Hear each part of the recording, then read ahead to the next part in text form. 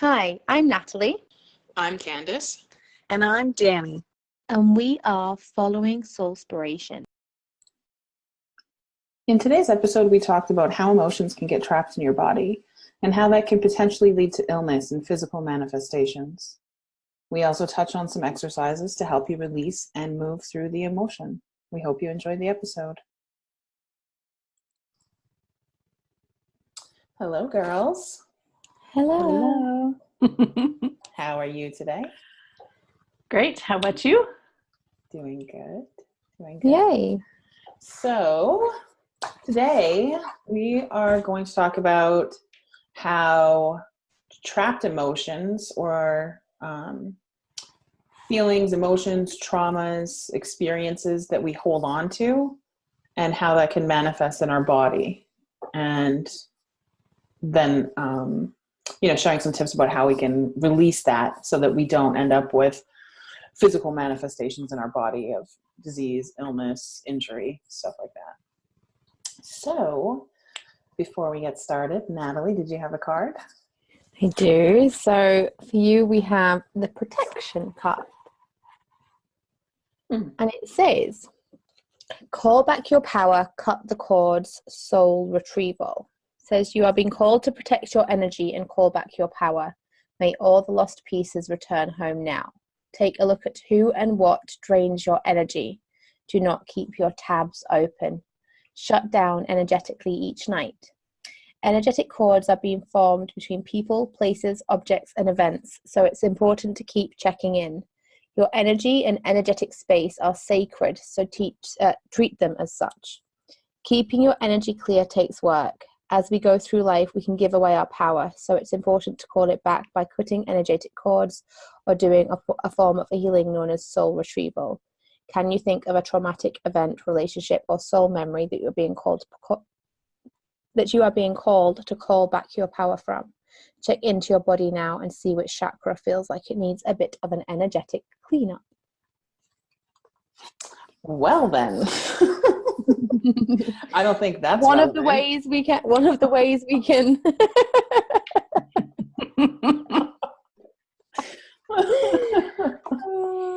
Thank you. Oh, that's awesome. Okay, so when I know that, like, for myself and for Natalie and for Danny, you also, when you're working with energy and you're tapping into other people's energy, you can get a sense of where there is a blockage, where there is a heaviness, where there is just sort of an imbalance.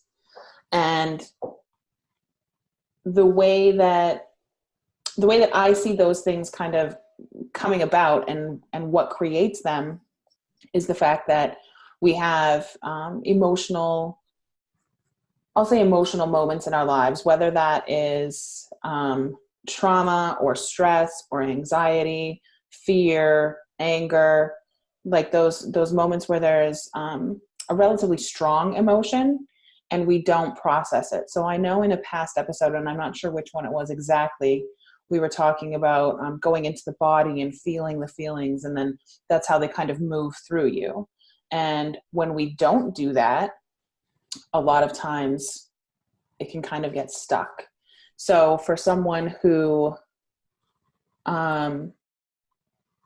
maybe has an overbearing mother and doesn't speak their truth a lot, they don't say what they're thinking, they're afraid to speak out, they're afraid to go against what that parental role said to them, they might develop something in their throat. Natalie just raised her hand. Danny raised hers too. I might as well throw mine up. But that can turn into physical things related to your throat. So that can be, your vocal cords. That can be coughing. That can be a thyroid issue. There's a lot of things that can come in to play because of the emotional stuff that you're not dealing with. And that applies to every area in your body. So there are quite a few people who have different ideas about what exactly relates to each body part. But I would say that the top people are probably Louise Hay. So she's got several books that explain which energy center, which type of emotion, which type of situation in life relates to which area of your body. So, for example, like your lower back is a lot of stability and support. Yeah. Feeling supported. Neck and shoulder pain can be like carrying another person's weight. When you are tense and tight, it can be like taking responsibility for other people's things. A lot of problems with the heart and lungs have to do with love, whether that's self-love or showing love, receiving love. I think a lot of times headaches and migraines can be related to trapped energy, or I don't know how I want to word this, but keeping yourself contained. So whether that's with your thoughts, with your energy, with your spirituality, when you are keeping yourself restricted, a lot of times you can end up with headaches. So those are some examples. Do you guys have anything to add in at this point? Yeah. So when, I'm just thinking about that and how you hold energy within your body. And I've seen that. So doing Reiki, you can feel that. So when you're explaining, if when you go through the session, you can, people might have blockages and you can feel that. And so I think to some people, if you haven't had Reiki before, or if you don't practice energy healing, then it might be difficult for those people to understand what we mean by that. So for example, if I was performing Reiki on somebody, how I know where there is a blockage, sometimes that might be in color. So I would just see black, which then as I perform the Reiki would then clear to the appropriate color. Or I would feel like a denseness, and I also can feel the energy like shooting out of my hands, which is so difficult, people think I'm nuts, but literally shooting out my hands, so that, because that's obviously an area that's really needing attention. So it's just really to validate what you're saying, where it's not just like some theory that someone says, like, as somebody who practices, like, you can feel it, that happens, that we are holding stuff that needs to be shifted. And so then the next kind of question that I had, which I don't know if you're able to answer, but is obviously, there's that, so where you're holding it in your body, but the other thing that we have obviously is our chakras, which are supposed to be balanced and aligned. So what, they obviously mean different things. Like, what's your understanding of chakras and why we have them, what they are? And go.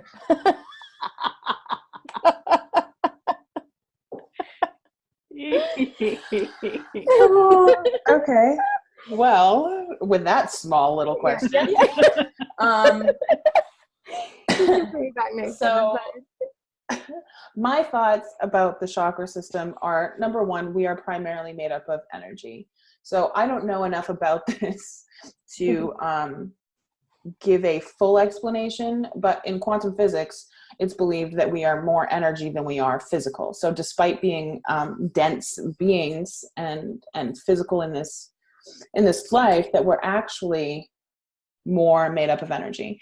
And I think that the chakra system is just one system, one energy system that we have in our body. I think that there's different systems and different ways that energy moves in our body. So I kind of see the chakra system as the engine, and it's where we pull the energy from the earth, and we pull the energy from, the universe, the heavens, whatever, from above. And it's what keeps everything kind of moving in that,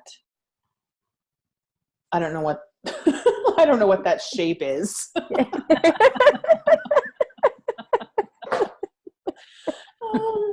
I'll just say upward and outward. Upward and outward. Upward and outward, and then back down and up and around. So it's constantly pulling from above, constantly pulling from below. And I feel like those are the engines that make that work, to keep that constant connection to all things going. Mm-hmm. Yeah, and I would just say, just to further support that, I'm reading this book right now on Ayurvedic medicine, if that's how you say it. But anyway, and it's been a thing in Eastern medicine for a very long time. They understand. Their doctors incorporate the physical, the emotional, the energetic, with all those physical material things. So they have seen this for many, many years. And it's just like quantum physics. It's like they've known this. There's so much wisdom out there. And then science comes along and says, oh, you know what? You're right. And we just proved it. We're 99.99999% empty space, or pure energy.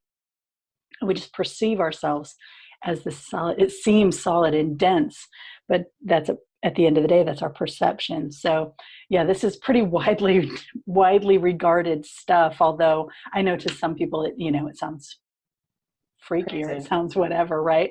But I think, but when you do start to experience it for yourself, you start to have sensations yourself and start to recognize some of these things, and you kind of connect the dots. Because I think, like anything, true learning and true transformation is really experiential. So maybe we can point to these things, and then someone can hear about Reiki or hear about something and just explore, watch a video on YouTube, do whatever to kind of start to get to where they can feel that energy. Because I know I walked through most of my life without feeling any kind of energy and not even knowing what that was.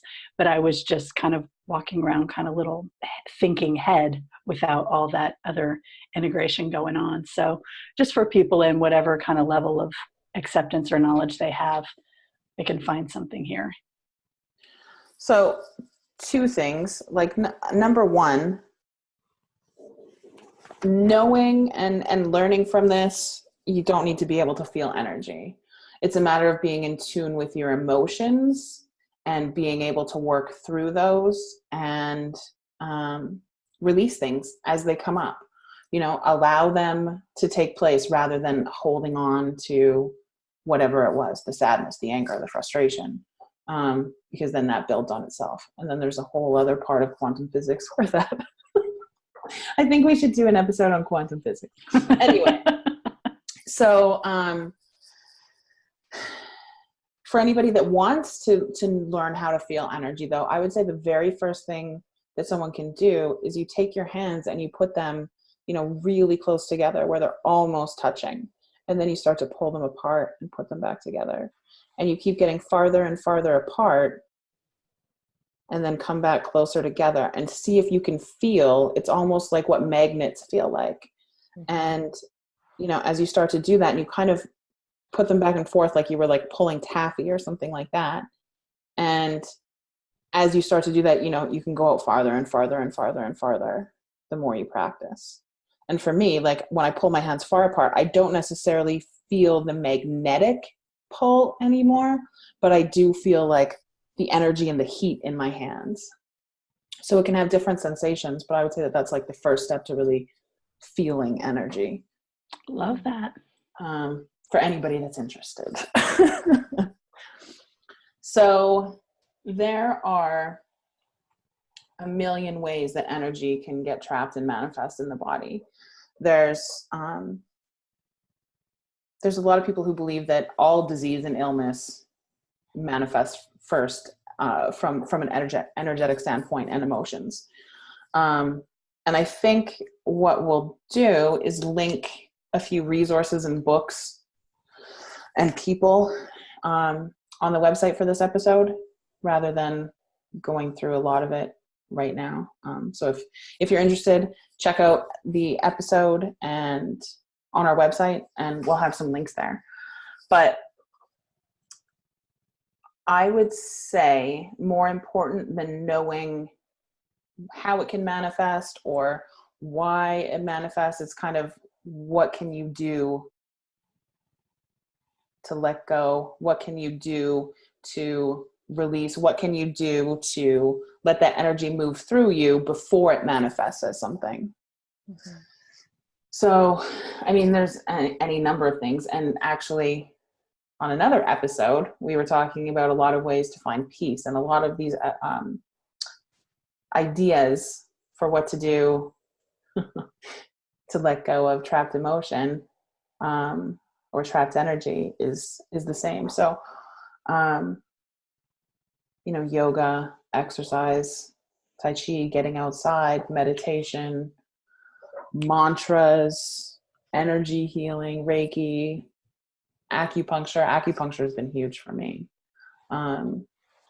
Being aware of what you're eating and putting into your body, crying, getting out in nature, journaling, having a spiritual teacher or mentor, intentional time set aside each day for self-love and self-acceptance, shaking it out, EFT, hypnotherapy, regression therapy.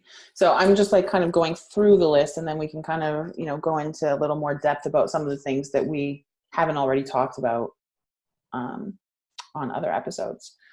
And then I think the biggest piece today, after having seen the card that Natalie read at the beginning, is taking your power back. And they referred to it as cord cutting. And I used to do that also. I used to do cord cutting. So for anybody that doesn't know, cord cutting is imagining an energetic cord between you and another person or another experience. And I mean, seeing it cut, cutting it yourself, cutting it with scissors, cutting it with a knife, having angels cut it for you, having your guides cut it for you, whatever that is.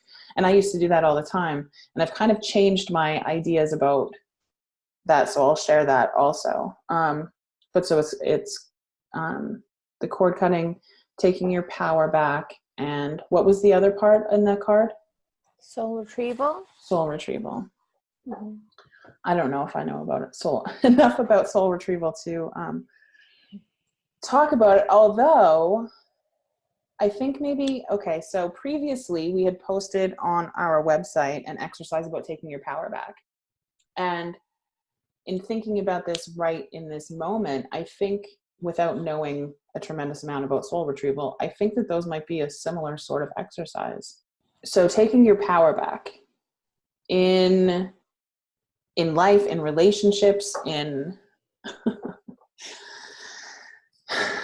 just in life in general, we have all of these experiences, and if they are emotionally charged, there is a great possibility that we are going to create an energetic connection with that person or that experience. And many times we leave our power with that person or that experience. In order to kind of take that back, number one is setting an intention. I won't allow that person to have control over me, to have power over me. I won't allow that experience to control or dictate what I think or feel. And it's setting the intention and having the awareness that that's what you'd like to do. And then I think the second piece of that is taking some deep breaths and going into a little bit of a meditative state. I mean, it doesn't have to be a full-on hour-long meditation, but just getting yourself into that quiet, peaceful state and imagining. And that's all it takes is imagination. It doesn't have to be profound. Extravagant. Yeah. Yeah. It doesn't have to be profound. You just need to use your imagination to imagine yourself, and then imagine the other person, the experience, whatever it is, and seeing that energetic connection between you. And then imagining yourself taking that. I mean, when I think of taking my power back, I see it as almost like a ball of energy. You can see it however you want. It's your imagination. You can do whatever you want with it. But just imagining yourself like taking it physically, taking it and bringing it back to yourself. In some cases, it may actually be that you need to remove it from yourself and give it back to the other person. So that's kind of where my cord cutting technique took a turn, in that I was reading I was reading a book about medical intuition, and she was saying that her belief is when you cut the cord, you both still have it attached, right? Like you still have part of them, they still have part of you. The power doesn't necessarily come back to you because you just cut it in the middle. And so if you either give back to them or take back to you and then close that off and heal it with just energy, pink energy, white energy, love, allow that space to heal and close up, that it kind of is a more final separation than just cutting the cord and leaving it halfway in between.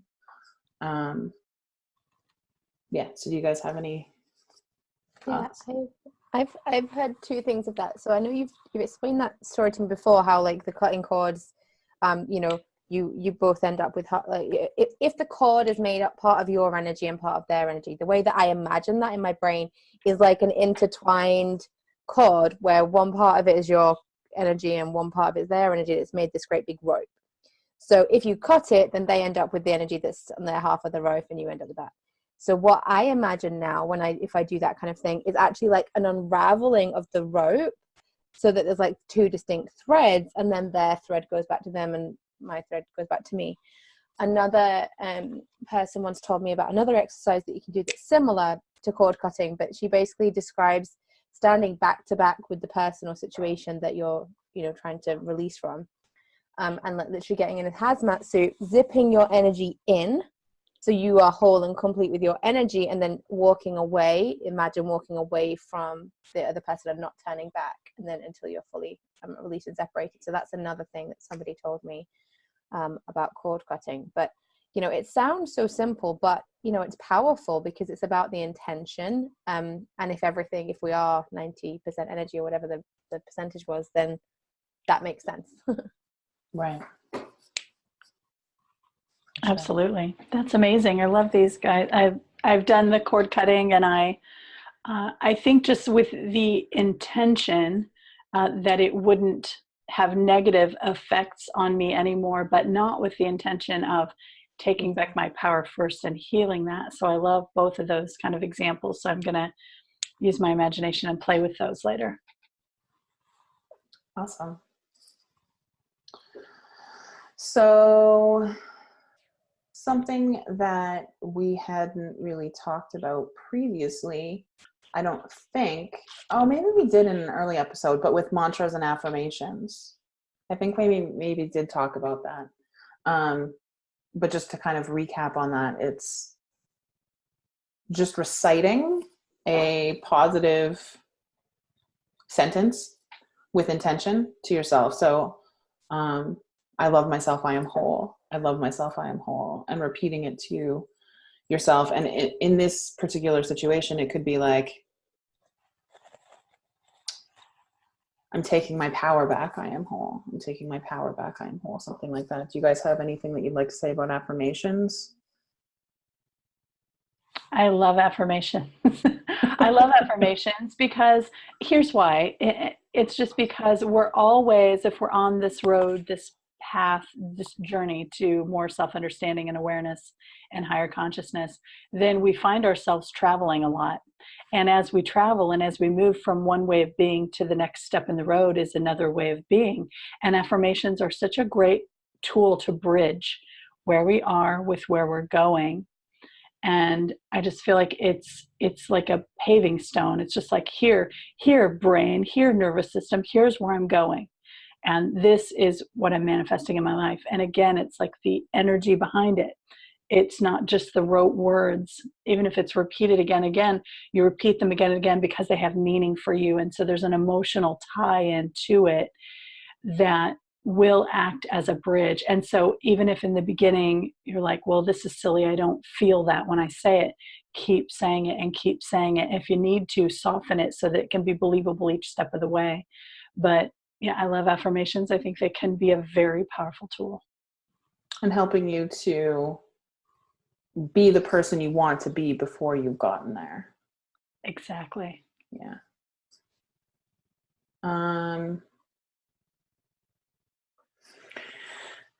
Self-love, being intentional with self-love. Danny, do you want to touch on that, since self-love is like your place.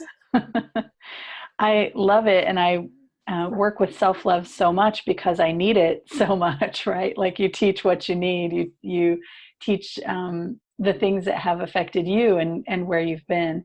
And so it's a foundational thing, for anyone who's on the path, or for anyone who just wants to enjoy their life more, anyone who needs to set boundaries, anyone who needs to make themselves a priority, anyone who needs to let go of excessive guilt. I mean, you name it, and you can come back to self-love. If we just take a few minutes and be intentional, as you said, intention setting is so important, but being intentional about loving yourself, setting an intention to love yourself a little more, and then just noticing when you're not, so you can let yourself off the hook. I think so many times we think in order to transform or to change anything, we need to be critical of ourselves. And I think that that's completely wrong. I call bullshit right now, because what we really need is understanding, compassion, and love, to understand we're always doing the best we can in every single moment. And none of us is perfect, and that this is all working somehow for our good in the big picture. So being easy and gentle with ourselves, releasing self-judgment, building up some confidence and self-esteem, those kind of things are just a wonderful foundational thing that you can do. For those of you interested in self-love, Dani has an amazing freebie on her website, which is, what's it called? Love yourself like you've never been loved before. Is that your course? Anyway, 7 days to self-love. And you can sign up for it on her website, daniwinders.com. And she also has a full course, which is a month of loving yourself like you've never been loved before. That's the full program. But yeah, if you're interested in self-love, she has all of the resources you could need. Oh, thanks, Natalie. Absolutely. So I totally agree with what you were saying about it being a foundational piece, because it's like, if you don't love yourself enough, you won't care that someone else has your power. You know what I mean? Or you won't care enough to do what it takes to get it back, to put the effort in. So self-love is kind of like the first step. Number one. We've talked a lot in the past about like going into the body and stuff like that, but that really is very important for being able to release the emotions as they come. Crying it out, yelling into a pillow, doing whatever you feel like you need to in the moment to let it go, and not to distract yourself, not to ignore it, not to get away from it, but to really feel it so that it can move on. When we're at the height of that emotion, that we've gotten ourselves really worked up. And so there's that thing that happens where momentum gets going, your thoughts, your emotions, your thoughts, your body, and you really get yourself worked up. You get going down a certain rabbit trail of, oh, he did this to me and he shouldn't. And oh yeah, and there was this time he did this, and then he didn't even tell the truth about it, and then he lied about it, and then your mind just builds and builds and builds, and it builds up also in your body, which is exactly what you're talking about. So this technique is to, in the moment when you find yourself worked up and you have some kind of awareness, okay, well, I'm getting really worked up, but I'm not, maybe I'll stop, maybe I won't. So if you're at a point where you feel like maybe you want to just stop and take a look, then there's this change that happens in your brain, and you change your brain from the repetitive thoughts to the sensations within the body, and it's always there. It's always somewhere. It's in the chest, it's in the throat, it's in the head, it's in the spine. It can feel many different ways. So you turn the activity of your brain from your thoughts and your mind to your body, and you focus on the physical sensations. And let's say you have a knot between your shoulder blades, you have a heavy thing between there, and you have a little thing in your throat, let's say, because of this anger or this heartbreak. And so you concentrate on the biggest area, and you just focus your attention there. And you're aware your thoughts want to go back to, oh, and then he said this. But what you're going to do instead is focus on the body. So we go into the body, move our attention there. And it literally only takes 90 seconds, a couple of minutes. And in our brain, the dialogue going on is, okay, I feel this. It feels heavy. It's about this big. Does it have a color? Does it have a name? Does it want to say anything? You can question it, but mostly you're keeping your mind on the physical sensations of it. And as you are focusing on it, it begins to dissipate, it begins to change. Sometimes if it's a really deep thing, it can go even deeper before it gets better, but you focus your attention there. You feel, you keep your attention there as it changes and as it moves. Oh, well, it's getting a little lighter now. Oh, it's about half the size it was before. Oh, instead of being black and feeling like tar, it feels like gray and more like a rock now. All those things in your mind, give it whatever descriptions you can, but stay physically focused with it in the body and go through for a couple of minutes, and it will either completely dissipate or it will move around and lessen a great deal. Like I say, unless it's something very deep from many lifetimes, or grief sometimes happens that way, or trauma. And just stay with it physically. And that's what we call going into the body. And then before you know it, your thoughts, your energy, your emotions have been cleared. Because what we know for sure is those thoughts all come up. That pain comes up. Those thoughts come up in the body to be healed. They're coming up for the opportunity for us to move through them, experience them, and get to the other side. So they want to come up and be healed. Absolutely. And it applies, I mean, not only for past experiences, but for current ones too. Mm-hmm. But like you said, a lot of times our current ones, what happens is all the ones we've put there from the past get triggered by the current experience. Right. And so when we do focus on it, we're able to see, oh, my reaction is huge. And yeah, this was kind of a shitty thing to do, but it might not warrant this huge reaction. That's how we know we're being triggered. So we're actually cleaning out that old pain too, which is really wonderful. Right. And I think we have a whole episode on being triggered too, don't we? Mm-hmm. I think we do. Come to think of it, damn, this is a good podcast.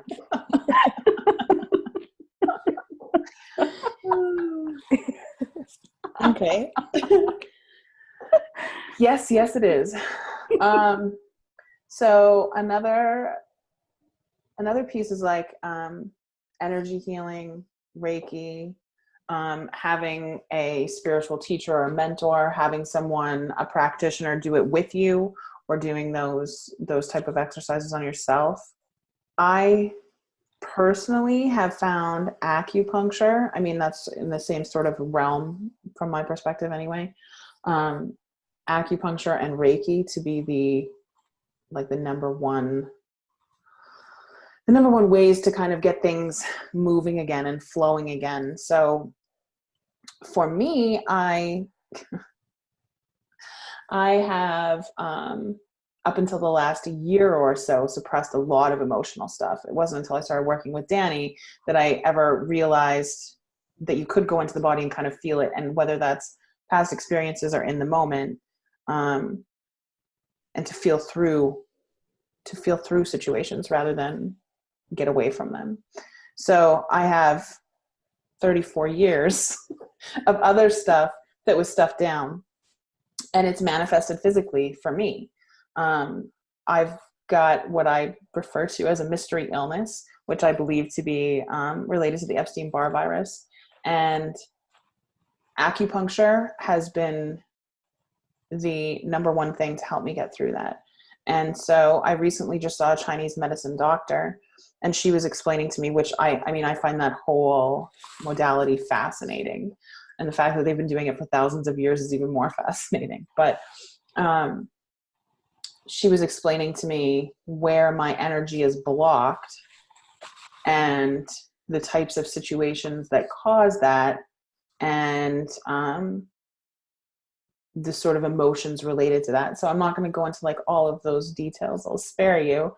But having these acupuncture sessions have not only,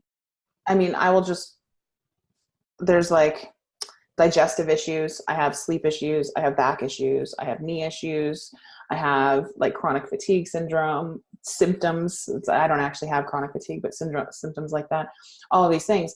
And acupuncture helps to heal all of them all at once. And it's kind of the very physical way of moving those blocks, releasing those blocks, letting that energy start to flow again. And then everything else that we've just talked about, the self-love and all of that, is sort of the emotional sort of opposite, not opposite, the complementary, I guess, that needs to happen hand in hand. Because if I don't do all of the emotional stuff and go through and deal with all of this stuff here, then the acupuncture is only going to treat the symptoms for now, and it's going to keep coming back and keep recurring. Yeah.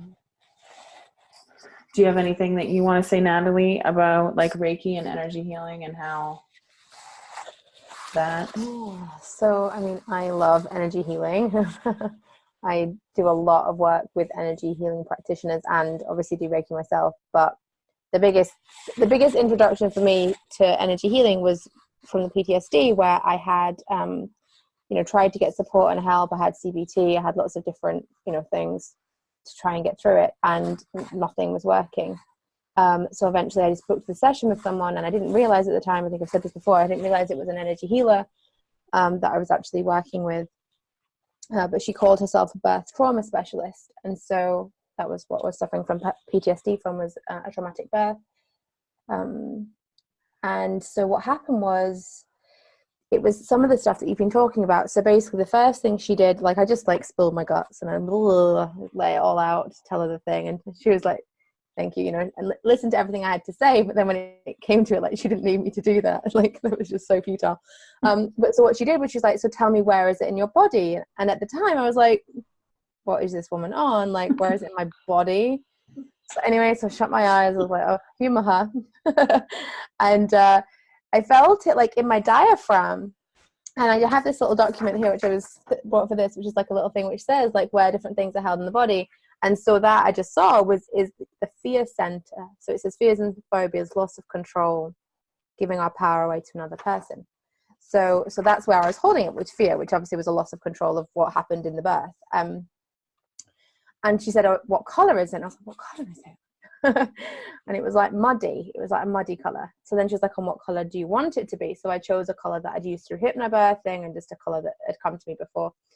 So I used that, and as we worked through it, we basically rewrote my birth, which sounds so stupid, but it's this process called, I think it's the matrix re-imprinting method. And basically what happened was, at every step, I'll cry because it's like quite emotional, but at every step of the birth, I got given what I would have needed at that time. So there were certain things that we then chose to give me like throughout that birth. And so, we went through all of that, kind of pretended it was this different birth than it was. And when it finished, what happens was like, that the baby was born, and I had to sit there and imagine like a picture being taken. So I had this picture in my brain that was like the picture of what it should have been. And then I had to put it in a frame, and she was like, right, what color is the frame? And I was like, it's actually rainbow. Like at this time I'm like totally into it, which is funny because rainbow's my thing. And then what I had to do was like take that image and take the rainbow color and send it out to the universe, like watch it like just spread over the whole universe, and then pull it back in. And that was it. And I kind of finished the session. I was like, okay, so now what? Like, this is a bit bizarre. I went to bed and woke up the next morning, and it was gone. The PTSD was literally gone from doing this thing, which sounds so airy fairy and ridiculous, but I literally rewrote my birth story. And weirdly, even now, if I think about my birth, I can still see the picture. It hasn't taken away what happened. I still have the memories, and obviously still some pain around it. But when I go to it, it's not as painful. And also, I also can see this picture. So this picture is now associated with that birth. So I have this thing which I can hold on to, which then takes away some of the pain of the real situation. So, that then made me go, holy shit, this is mental. That is possible, that all these doctors can't help me, and all it took was that, and if I'd have known that's what she was going to do before I did it, I wouldn't have booked it, because it'd have been like Fruit Loop. But then she did it and showed me, and you can't like deny it. So then that just changed everything. And so now I do my Reiki, and I have people do Reiki on me. I have people do Reiki on my kids. If I sometimes feel too attached, sometimes I find it difficult to do it on my own kids if it's too much. But even Abby like practices. I say, oh, shall I stay and do some rainbow energy? So I do it to her, and then she'll come and she'll do it to me, and she like stands there like this, and then she just goes, like, leaves it there for a few minutes. It good, mummy? Really good. But yeah, she's hilarious. But yeah, so basically I do all of that, and I do theta healing regularly with somebody, and you know, work with medical intuitives who will go in and tune in, and they've even helped and coached me. So like they make me go into the body if I'm trying to heal something in my kids, and I can literally see things. And you know, I can remember one, I don't know if I've told you the story before, but I can remember once kind of scrolling on Facebook aimlessly, and I came across this picture of a child, and it was like the mom was like, please, you know, send prayers, my child's like really sick. And I didn't know the child, but you know, I was so called to stop, and so I just kind of closed my eyes, and I like saw the child, and I saw this like green goo everywhere, and I just like went in and like scooped it all out. And it's like, that sounds so crazy saying it even now when I believe it, but you know, I was so called to do that. I knew that there was something there to like clear, so I cleared something energetically. Whether I, you know, helped him, I have no idea. I don't know why that boy's anymore, but you know, there's just so much in the energy. And so, you know, I fully believe that if I hadn't have gone through that healing from the birth, that I would be holding stuff in my body. It like, knowing how much is energetic, like you can't deny that. And whether I've even solved it all, you know, who knows, something might happen later on and I'll be like, oh, that's that. You know, and I have, you know, thyroid issues, and so I fully believe that I can heal that myself. But that's one of those illnesses that I don't know what it's like there, but they're just like, right, you're on medication for life, that's you done. And I just know that whenever I find the truth that I'm supposed to speak, that it will dissipate. Absolutely. Mm-hmm. Okay, so I'll put together a bit of a list of resources for what emotions and experiences kind of relate to what areas of the body, and coming at it from a few different perspectives, because there are a lot of different perspectives about what actually relates to what. And I'm sure that everybody's right. But we'll post that on the website. Yeah, so thanks, ladies. Thank you. Thank you. Bye. Bye. Bye.